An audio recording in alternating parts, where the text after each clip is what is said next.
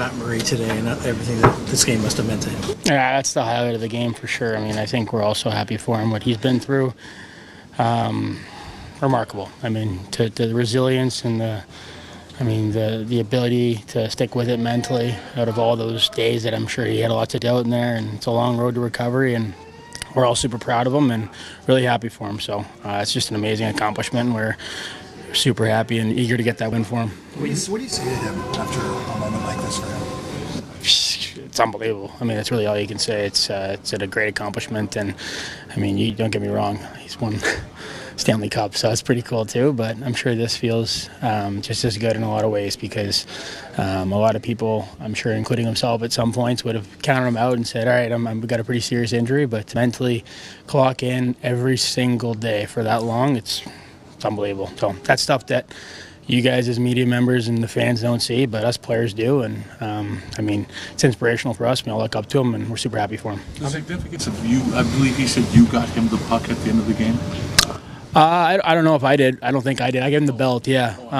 Yeah, same thing, but it didn't matter if it was me or whoever it was. He was getting that thing 100%. He deserved it, so massive win. How much does that fuel the team when you know a guy is coming back in there and just kind of sharpen the focus? You obviously want to go in and win the game, but like, how much yeah, do you guys once the game starts, I mean, even before, that's not really at the back of your mind. You're just trying to clock in for any other game, right? So you're not thinking about that stuff, but when you win, that's when you start thinking about all those amazing things, especially, I mean, you look at that, you look at Johnny's 600 apples, like, then all of a sudden you start to focus on that stuff. But it's really the only time you think about that. Other than that, I mean, those personal accolades in our room aren't really talked about.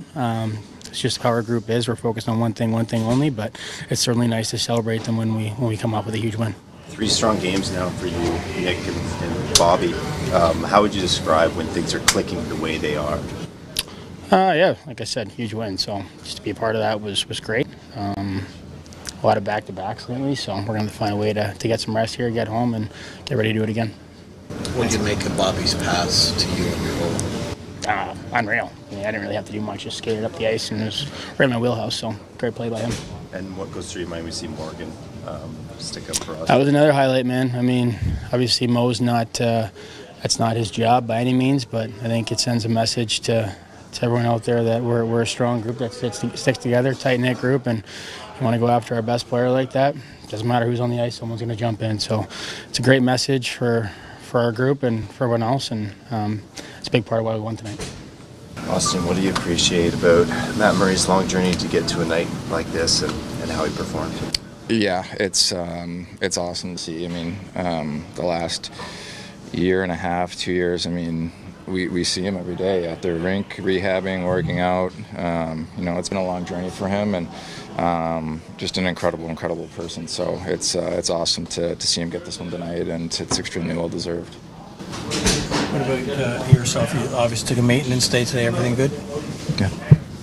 What do you make of how Morgan Riley stepped in on your behalf there, fighting Tage Thompson? Yeah, I mean, we knew these guys were going to come out. Obviously hard. I mean, it's been tough sledding for them, so we knew they were going to have a response, and I thought that response in itself was great to see. But I just thought the way we started the game in general, jumping out to a lead right away, it just seemed like we were ready to play. So that's important, to get up for these kinds of games. You kind of know what's coming, and I thought we were really well prepared. What has stood out most to you about the way the Domi, McMahon, Robertson line's been going? Yeah, I just feel like all three of them really complement each other extremely well. Bobby's a workhorse. Robbie obviously can shoot it, and Max is a great distributor. And I just think the three of them, are really generating a lot of good offense, and seem to have really good chemistry together. They had another big night for us tonight, so it was great to see. You see what Matt has gone through. Does that kind of inspire the group when you go to a game like this? Oh, definitely. I mean, I think, knowing what he's gone through, the last while, and just how hard he's worked to get back to this point and playing, and obviously you want to go out there and play well for him, and he made some big saves for us tonight. The video guys upstairs made some good calls tonight for us as well, and so yeah, it's awesome to see. It's very well deserved. Craig, how good do you feel for Matt Murray after? Yeah, I thought he was solid in that, and very happy for him. Long road getting back, and You know, like I talked earlier this morning, it's a big commitment he made to want to get back and play in the NHL. So went through a lot, and very happy for him. What did you see from him throughout the day? He kind of managed all his emotions. Well, I didn't see him much. I don't know. He was fine. Like this guy's played he's played a lot of games in the NHL. He's won. I mean, he was pretty calm and cool all day. I thought, you know, like I didn't notice much in too much emotion or anything like that. He was just pretty dialed in.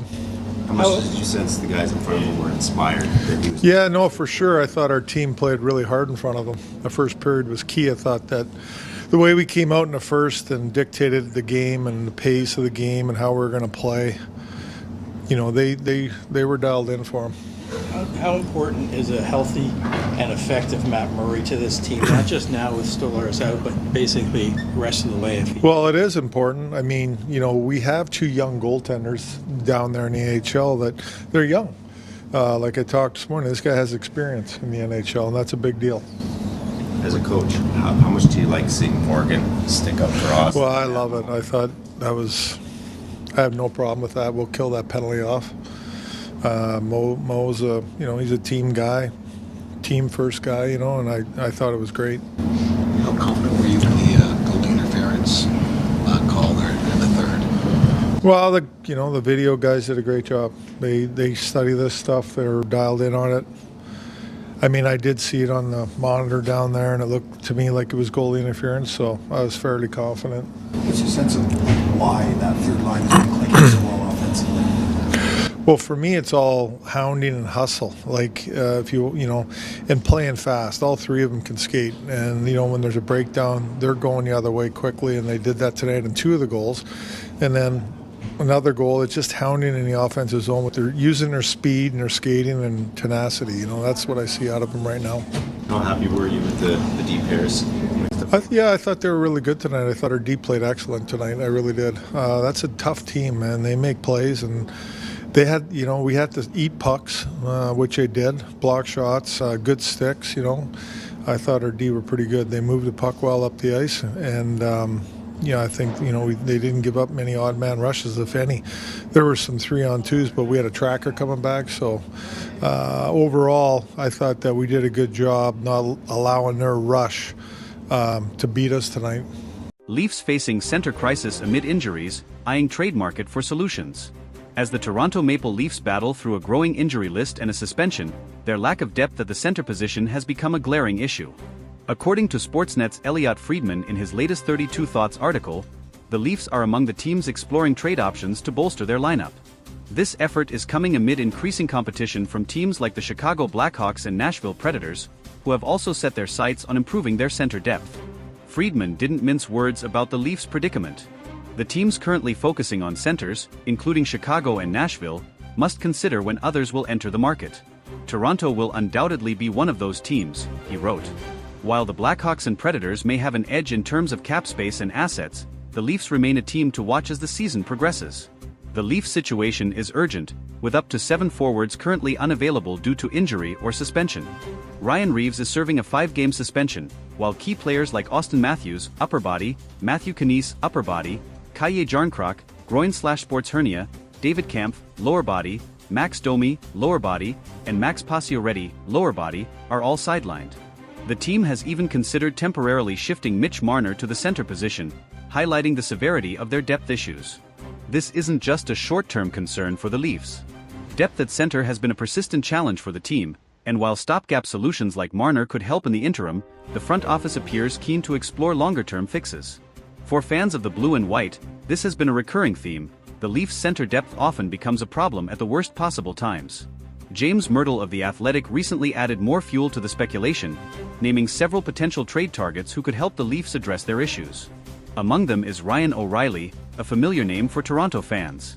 O'Reilly, who signed a 4-year, $18 million deal with Nashville in 2023, might be a trade candidate if the Predators' underwhelming start to the season, 6-11-3, 31st in the league, prompts a rebuild. However, his steep price tag and history with the Leafs, including rejecting a free agency offer less than 2 years ago, make this a complex and potentially unlikely move. Other names mentioned by Myrtle include former Leaf Nazem Kadri, currently with Calgary, as well as players like Michael Granlund, Nick Jugstad, Brock Nelson, Yanni Gourde, Trent Frederic, Radek Faksa, and Sean Kuraly. While some of these options seem more plausible than others, it's clear that general manager Brad Treliving will need to get creative to find the right piece without mortgaging the team's future. Cap space remains one of the biggest obstacles for the Leafs. Unlike teams like Chicago and Nashville, which have more flexibility and assets, Toronto is walking a financial tightrope. As Friedman noted, competition will intensify as cap-constrained teams strive to create room. For the Leafs, that could mean waiting for the market to develop further, a risky move given their current needs. The situation also highlights the Leafs' ongoing struggle to build a roster that can withstand the grueling nature of an NHL season. Injuries are an inevitability in hockey, but Toronto's current predicament underscores the importance of depth, a quality the team has struggled to consistently maintain. Looking back on recent years, the Leafs have often leaned heavily on their star players, particularly Matthews, Marner, and William Nylander. While these players have delivered in spades, the lack of reliable depth options has left the team vulnerable in critical moments. The current crisis at center is merely the latest example of this recurring issue. Some fans have called for more aggressive moves from Treliving, arguing that now is the time to strike while the team's core is in its prime. Others, however, are more cautious, pointing to the dangers of overpaying for short-term fixes. Striking the right balance will be key, especially as the Leafs aim to keep their championship window open. Despite the challenges, there's no denying that Toronto has the talent to be a contender, provided they can patch up their lineup. The ongoing rumors and speculation surrounding potential trades show that the Leafs are at least exploring every avenue to strengthen their roster. For fans of the blue and white, this moment feels like a pivotal point in the season. With a lineup ravaged by injuries and a tough schedule ahead, the Leafs must act decisively to avoid falling behind in the standings. The addition of a dependable center could be the difference between weathering the storm or watching another season slip away. Whether it's O'Reilly, Kadri, or another surprise name, one thing is certain: the Leafs are under pressure to deliver. And for a fan base as passionate and loyal as Toronto's, there's no room for excuses. The time to act is now, and Leafs Nation is watching closely. As the trade deadline approaches, the stakes couldn't be higher. Will Treliving pull off a move that solidifies the Leafs' status as a contender, or will the search for center depth become yet another chapter in the team's long history of what-ifs? Only time will tell, but one thing's for sure, it's never boring in Leafs land. As the Maple Leafs navigate this critical juncture, their fan base remains as vocal as ever. Toronto is a city that breathes hockey, and the pressure on Brad Treliving to make the right moves is immense. Every decision he makes, or doesn't make, will be scrutinized, from talk radio to social media, where Leafs Nation is already debating the merits of the various names being floated as potential trade targets. Among the louder debates is whether the team should prioritize a high-profile acquisition like Ryan O'Reilly or Nazem Kadri, or focus on a lower-cost, reliable center who can fill a supporting role without costing too many future assets. While O'Reilly's leadership and playoff experience make him an attractive option, his contract and recent history with the Leafs add layers of complexity to any potential reunion. Similarly, Kadri's gritty, two-way playstyle remains a fan favorite, but his cap hit and availability might render him an unrealistic target. Another factor complicating the Leafs situation is their tight salary cap. While Chicago and Nashville can make moves with relative ease due to their financial flexibility, Toronto must navigate a labyrinth of constraints to make any trade work. This likely means including salary retention or moving existing contracts to make room, which could drive up the cost of any potential deal. The question then becomes, how much are the Leafs willing to sacrifice to address their immediate needs? One potential trade partner generating buzz is the Seattle Kraken. Yanni Gourde, a dependable two-way center, has been mentioned as a possible target. Gourde's versatility and championship pedigree from his time with Tampa Bay make him an appealing option. Seattle, however, is in playoff contention and may not be inclined to part with a key piece unless the Leafs can provide a substantial return. Another intriguing name is Brock Nelson of the New York Islanders. Nelson is a consistent scorer and reliable faceoff-man, qualities that would undoubtedly bolster Toronto's center depth. However, the Islanders are notoriously cautious when it comes to trades, and prying Nelson away would likely require a significant package, including picks or prospects that the Leafs may be hesitant to part with. For all the trade talk, some analysts believe the solution might come from within. Sheldon Keefe has shown a willingness to experiment with his lineup, and players like Pontus Holmberg or Fraser Minten could be given an opportunity to step up. While relying on less experienced players carries risks, it might be the Leafs' only option if the trade market proves too costly or slow to develop. Adding to the Leafs' urgency is the timing. The Atlantic Division remains one of the toughest in the league, with teams like Boston, Florida, and Tampa Bay continuing to dominate. Any prolonged slump could see Toronto slip further down the standings, putting their playoff hopes in jeopardy. For a team with Stanley Cup aspirations, failing to address their weaknesses could have catastrophic consequences. Brad Treliving's history as a general manager suggests he's not afraid to make bold moves. His time with the Calgary Flames was marked by blockbuster trades, including the acquisition of Jonathan Huberdeau and Mackenzie Weegar in the Matthew Tkachuk deal. Leafs fans hope he brings that same decisiveness to Toronto, especially as the trade deadline looms. Beyond the immediate need for a center, this situation underscores a broader issue with the Leafs roster construction. Depth has been a perennial concern, and while Toronto boasts some of the league's top-end talent, their reliance on a handful of stars has left them vulnerable in moments like this. Moving forward, addressing this imbalance must be a priority for the front office if the team is to achieve sustained success. As the Leafs head into a critical stretch of the season, the next few weeks could define their trajectory.